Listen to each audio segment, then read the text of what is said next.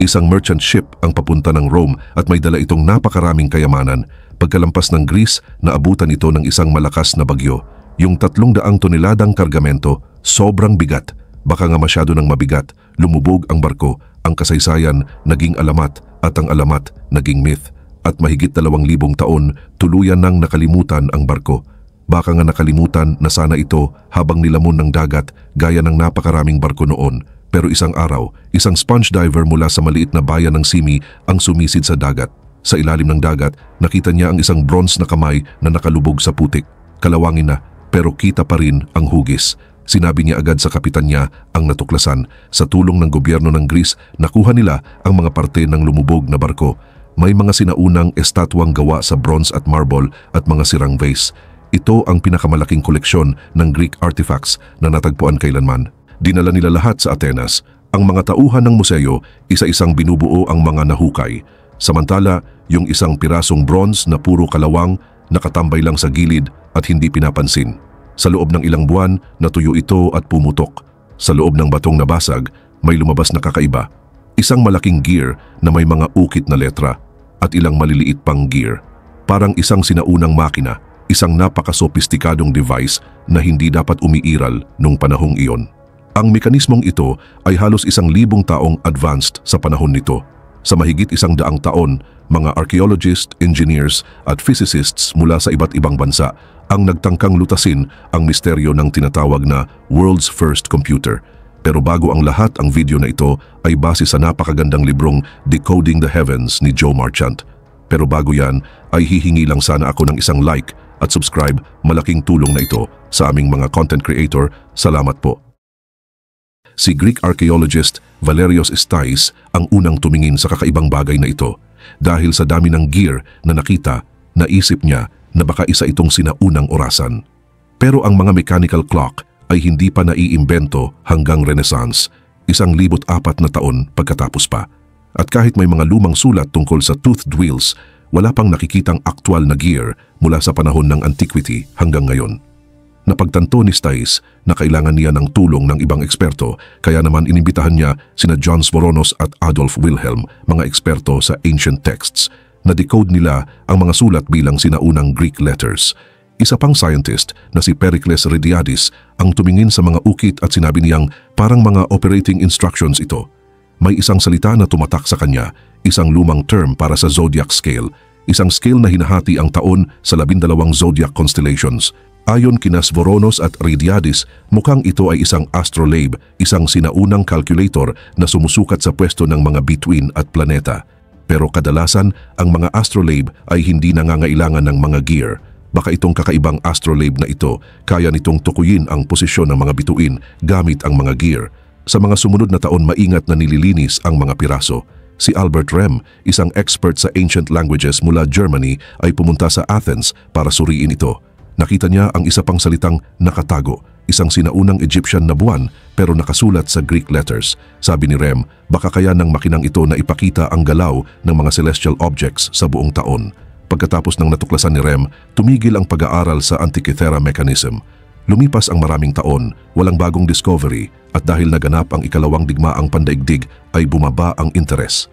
Naipit ang makina sa isang storage box, halos makalimutan na naman. Ngayon, napakalayo na ng narating ng computer technology. Hindi na lang tayo basta nag-o-observe ng stars o nagtra-track ng oras, kaya na nating kontrolin ang mga powerful tools kahit nasa malayong lugar. Fast forward sa year 1953, isang bagong henerasyon ng divers ang sumisisid sa tubig malapit sa Antikythera. Kasama nila si Jacques Cousteau, isang filmmaker at diving pioneer. Dahil sa kanya, mula rito, naging ganito ang diving gear. Mas malalim na ngayon ang kayang abutin ng divers. May mga kwento na maraming treasure ang nahulog sa bangin sa ilalim ng site. Noong panahon ng sponge divers, hindi nila maabot iyon. Pero ngayon, kaya na. Pagkatapos ng ilang araw ng paghahanap, may nakita sila.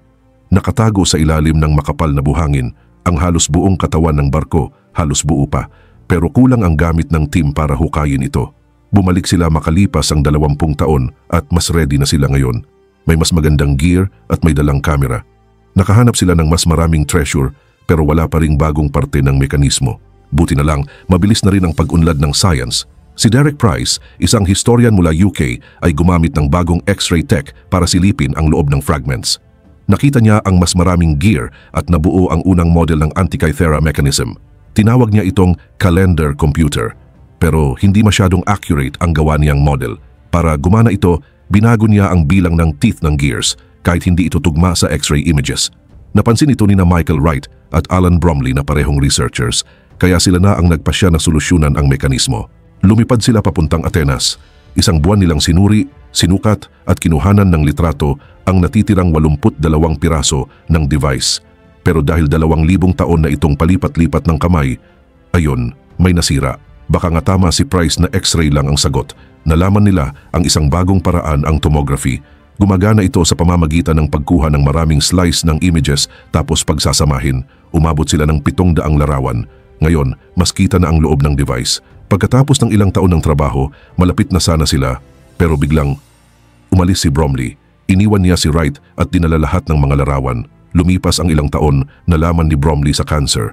Sa huling sandali ng buhay niya, inamin niya kay Wright ang totoo. Gusto niyang siya lang ang makilala bilang nakasolve ng mekanismo. Pero hindi niya kinaya. Ibinigay niya ulit ang 3 D-scans kay Wright. May prototype na si Wright noon pa, taong 2002. Pero ngayon, may sapat na siyang data para tuluyan ng buuin ito, o akala niya. Si Tony Freeth na isang mathematician at filmmaker ay bumuo ng grupo ng researchers na tinawag na Antikythera Mechanism Research Project. Gamit ang mas high-tech tools, mas malinaw na ang bawat sulok ng fragments. Pati mga sobrang liit na sulat sa loob ng bato, nababasa na. Tuloy-tuloy silang naglalabas ng research papers. May ilan pang expeditions pabalik sa shipwreck gamit ang bagong diving gear pero wala pa ring bagong parts ng mekanismo. Noong taong 2021, nabuo na nila ang buong puzzle. Pinagsama-sama nila lahat ng ebidensya ng nakaraang century sa iisang machine. Nalutas na sa wakas ang misteryo ng world's oldest computer. Pero ano nga bang ginagawa ng makinang ito? Bueno, ang computer ay isang device na kayang magtago at mag-process ng impormasyon. Kahit anong bagay na kayang mag-compute ng math at magpakita ng sagot, pwede na ring tawaging computer. May 2 klase ng computer, yung digital, gaya ng phone na gamit mo ngayon, at yung analog. Halimbawa, may math problem ka, 8 beses 2. Ang digital computer gumagamit ng 1 at 0 para ma-solve ang problema. Para mas maging malinaw, ay simplehan lang natin. Una, itatranslate muna ang mga numero sa binary, tapos isa-isang imumultiply at ia-add, gaya ng ginagawa natin sa school. Pagkatapos, ibabalik ito sa normal na numero para makuha ang sagot. Pero may isa pang paraan. Pwede rin itong i-represent gamit ang analog computer na may mga gear. Halimbawa, may isang gear na may 8 ngipin at mas malaking gear na may 16. Kada ikot ng malaking gear, 2 ikot ang ginagawa ng maliit. Ibig sabihin, na-multiply mo na ang input mo sa 2. Ganito rin ang ginagawa ng mga orasan, ginagawang minuto ang segundo at oras ang minuto. At iyon din ang ginagawa ng Antikythera mechanism pero mas komplikado pa. Nasa loob kasi ito ng kahon na gawa sa kahoy. May hawakan sa gilid na iniikot para gumalaw ang mga gear sa loob. Ang mga gear na ito ang nagpapaikot sa mga pointer na nasa harap at likod. Noong panahon ng mga Greek, ang paniniwala nila ay ang Earth ang sentro ng universe. Kaya nasa gitna ang Earth sa mismong mekanismo. Palibot nito umiikot ang buwan, ang araw, at 5 pang planeta na alam nila noon. May mga singsing din para sa mga buwan ng mga Egyptian at petsa kasama ang zodiac signs. Sa harap ng device, may step-by-step na instructions kung paano ito gamitin. Sa likod naman, may 2 spiral na singsing na may malalaking pointer sa gitna. Yung nasa itaas, nagpapakita ng 19 na taong Metonic cycle base ng maraming sinaunang kalendaryo. Sa loob pa nito, may mas maliit na scale para sa 4-year cycle ng Olympic Games. Yung nasa ibaba, ginagamit para hulaan kung kailan magkakaroon ng eclipse. Ang buong mekanismo ay isang komplikadong simulation ng kalawakan. Kahit anong araw ang piliin mo, ipapakita nito kung nasaan ang buwan, kung aling constellation ang lumilitaw at kung kailan ang susunod na eclipse. At lahat ng ito ay nasa loob lang ng kahon na kasing laki ng libro. Baka ginagamit din ito ng mga astronomer o mga guro noon. Pero may nagsabi na baka hindi talaga ito tool, baka isa lang itong mamahaling laruan, isang napakaastig at sobrang mahal na gadget para sa mga mayayaman. May nagsasabi rin na baka ginagamit ito para gumawa ng horoscope. Noon pa man, naniniwala na ang mga Greek sa astrology, tulad ng maraming tao ngayon. Paniniwala nila na may epekto sa buhay mo ang posisyon ng mga bituin at planeta sa araw ng kapanganakan mo. Halimbawa, gusto mong malaman kung nasaan ang Mercury nung pinanganak ka. Sa panahon ngayon, isearch mo lang. Pero noon, kailangan mong may astronomer sa tabi mo nung ipinanganak ka para isulat ang eksaktong constellation. Kung wala, mawawala na ang impormasyong iyon. Pero gamit ang Antikythera mechanism ay pwede mong iset ito sa birthday mo at malalaman mong ang Mercury ay retrograde pala nun. Mahigit 2,000 taon na ang nakalipas, isang mayamang tao ang naglakbay papuntang Rome, dala ang device na ito. Pero hindi siya nakarating. Ang Antikythera mechanism ay isang obra maestrang teknolohiya na walang naka-imagine na posible noong panahon na iyon. Pero may isang problema, medyo sablay din ito. Hindi rin kasi ganun ka-accurate. Wala pang scientific tools noon para masukat ang universe tulad ng meron tayo ngayon. Ang ginagawa lang nila, gabi-gabing tumitingin sa langit, sinusulat kung anong nakikita nila at gumagawa ng theories. Kapag matagal mong pinagmamasdan si Mercury, mapapansin mong parang bumabagal siya. Tapos bigla na lang parang umaatras. Ito yung tinatawag nilang Mercury in retrograde. Malas daw, sabi ng iba. Pero ang totoo, lahat ng planeta may ganyang loop. Ang tawag doon, epicycles. Kung isusulat mo lahat, ganito ang itsura ng universe na Earth ang nasa gitna. Pero dahil kay Copernicus, nalaman nating heliocentric pala ang universe. Ang araw ang nasa gitna, yung epicycles, optical illusion lang pala. Ganito ang itsura kapag pinagsama ang dalawang model, yung luma at yung totoo. Ang pag-convert ng luma o geocentric model sa gears ay sobrang hirap. Kahit kayang i-compute, madali itong magkamali. Kailangan ng bawat gear na eksaktong tumugma sa bilis ng bawat planeta, pati yung pag-urong o retrograde nila. Kaya sobrang komplikado ang loob ng Antikythera mechanism. At dahil walang modernong tools noon, prone ito sa mechanical errors. Sa huli, may diferensya ito ng halos isang buong zodiac sign. Pero isipin mo, kung gaano na ito katanda, sobrang impressive pa rin. Matagal ring inakala ng mga historians na matatalino nga ang mga Greek, pero hindi practical. Marunong sa filosofiya? Oo. Marunong sa paggawa ng rebulto? Oo rin. Pero gumawa ng space computer gamit lang gear? Imposible raw. Pero nagawa nila.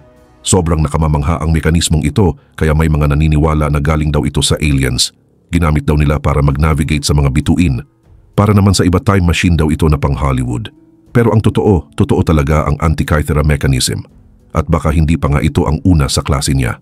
May ilang lumang sulat na nagsasabing gumawa raw si Archimedes ng isang device, isang sphere na nagpapakita ng galaw ng araw, buwan at mga planeta palibot sa Earth. Pero nawala na ito. Yung bronze na ginamit, tinunaw at ginawang barya. Kung tutuusin, baka maswerte pa nga tayo na lumubog ang merchant ship nung bagyo, 2,000 taon na ang nakakaraan.